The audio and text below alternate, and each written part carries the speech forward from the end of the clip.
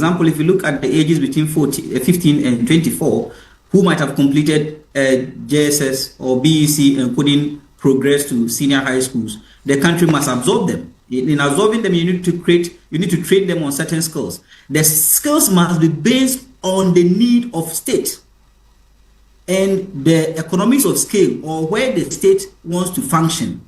So if it is going to be an apparel, or maybe garment production, or maybe sewing of clothes, you train them with a skill and then make sure that there's that source of raw material for them to create the apparel.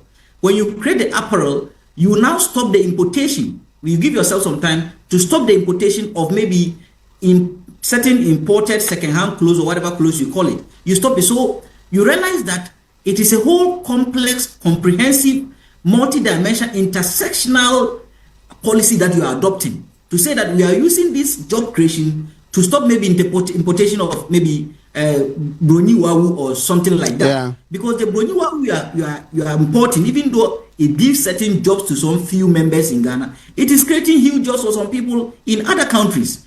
If you also decide that we are not going to create jobs in the broni wawu sector or the fabric sector or the apparel sector, you also look at agro-processing. Sure. How do we stop the importation of certain fruit juice we take in Ghana? Right? How do we even stop the importation of rice, which even balloons our budget to about $300 million annually? It must be planned. But you realize that in our country, most of the state institutions or the ministries, they operate standalone.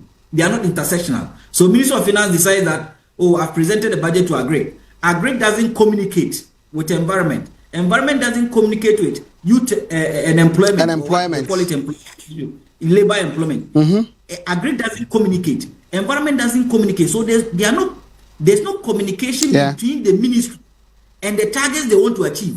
Energy, which is the source of production, doesn't even communicate to finance. So all of them are deriving their policies, standalone policies, and that is why till date we've not been able to achieve any results in terms of creating jobs for our youth. So if we want to stop galamsey, the ministries must communicate. Look at the trade and industry. Trade, what can we ban in the medium and long term? If we are going to ban something, how do we create the skill for our youth to be able to enter into that space and create that job or create that product for Ghanaians? How much power will you need?